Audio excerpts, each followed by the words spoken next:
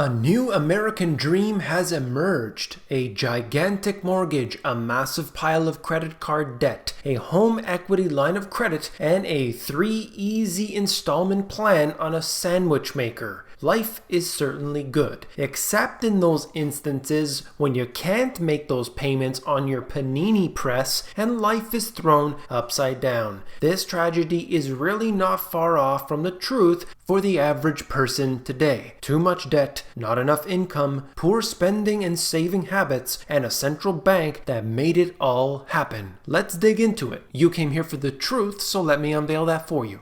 Today we're going to talk about debt. We're going to look at what's happening with the middle class inside of the US. Although this pertains to most countries around the world, it's a growing problem, and unfortunately with central banks and their actions, this will only get much worse in the near future as well. So let's begin by taking a look at this article out of Bloomberg, and then I want to show you the charts that are associated with it.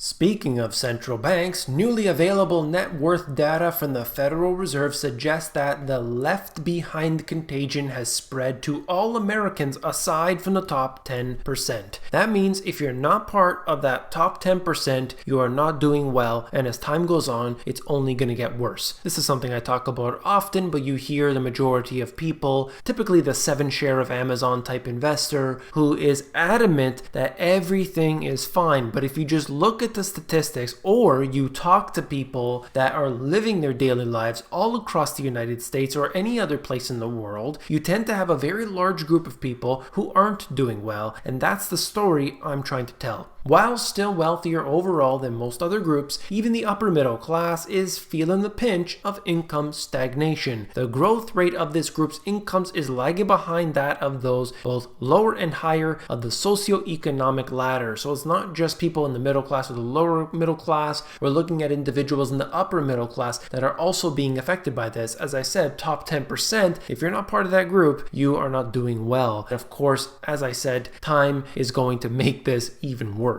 The cost of many products and services the upper middle class buys, from autos to college, is outpacing overall inflation. While having access to credit, these households are increasingly tapping into costlier forms of debt. Now, you're reading this article out of Bloomberg, and the data is coming from the Federal Reserve, but doesn't this sound like all of the things that I have been talking about for years now? People don't want to touch on this, but unfortunately, this is information you need to know. So there are the 5 charts shedding light on the current trends. I'm going to read to you from these charts, as well as the data that is positioned here below this, because I think it's really important to understand it, although this is coming from the Federal Reserve, and we know that we have to take it with a grain of salt, but this type of data here is generally very accurate. They're also quoting from Atom Data Solutions in here as well. So I think that we should all look at this data, take it in, and add it to our understanding. Over the past decade, household debt composition in aggregate has shifted away from home mortgages, and you might think to yourself, that's pretty good. However, as the main item in the overall debt portfolio, to credit with higher financing costs. That's bad. That's when we know we've got an issue, because when you have a home loan, you're going to be paying it off, let's say over a 30-year period, and in that 30-year period, you're going to pay, let's say 4%, 5%. That's really low when you think about it for the borrowing costs. However, if you start to go into credit card debt, 17%. As your credit gets worse, these numbers, of course, will increase. You're looking at all forms: personal line of credit, home equity line of credits. There's different types of debt out there, and each one is obviously going to have its own level of payment that you got to put back on that. You got to think about this. When you buy a house for $1 million, you don't pay $1 million. You have to pay the interest on top of it. And of course, this could be particularly dangerous with other forms of debt because of the amount of interest that sits on top of it. The next one in this list is referring to credit cards. Interest rates recently reached a generational high despite a relatively low prime rate. The spread between the two rates is at the highest point in almost a decade. Many people have realized this the hard way. An analysis of more than 87 million US single-family homes done by Atom found that in 2018, property taxes rose by 4% annually on average. They're already excessively high, in my opinion. mean they shouldn't even exist. That's a whole different point. However, this is obviously outpacing the fake inflation rate which they've provided for us. And you can see here that when you live in a place that is maybe New York, or you're living in Illinois or somewhere else that has really expensive property taxes, a 4% increase does actually contribute to the amount of income that you have. It's going to take away from that quite significantly. As of February, only incomes among the top 25% surpass this rate on an annual basis. This means that for the rest, a greater share of income must go toward property taxes, leaving a smaller slice for everything else. That's basically what I just suggested. So we're looking at a lot of individuals here who are paying sometimes $10,000 or more per year for the average home. Nothing spectacular, and 4% increase, that's going to hit the pocket. That's really going to have an effect. Company ownership, equity shares in both public and private firms have been sliding for the upper middle class as well. The share of equity ownership for those in the 50th percentile to the 90th percentile of net worth has fallen. The top 1% of Americans own the majority of the shares. I don't think this necessarily surprises anybody, but the point is that as time goes on, it only gets worse. As of the end of 2018, net worth as a share of the US total had shrunk considerably for the upper middle class. This is something that when you look at that guy down the street, he's driving a Mercedes, he's just renovated his home, he's got the nicest home on the street. He doesn't necessarily fit into this group of the top 1%, but the way people look at these individuals, they think they are, above and beyond, and they should be looked down at. The way that I think of this is that everybody, no matter how much you get paid, they're always in debt. I've done this over and over again. I've shown you it. I've documented it, and this is a fact that these individuals are always in the same situation as those in the middle class, those in the lower class. It's not a good sign for what we can see in the future. We need a strong middle class, not a shrinking one. That's what's happening today. Now I'm going to show you a series of charts. Median 12-month wage growth for those in the second tier flatlines. So you can see that white line there. That's the second quartile, just showing you over the last several years, it hasn't gone anywhere. And this is using statistics that, as far as I'm concerned, the average person, when you look at it over a long period of time, they aren't keeping up with inflation. Their wages do not. So maybe they do get a raise at the end of the year. Maybe they're getting that wonderful 2% raise. Maybe it's even 3%.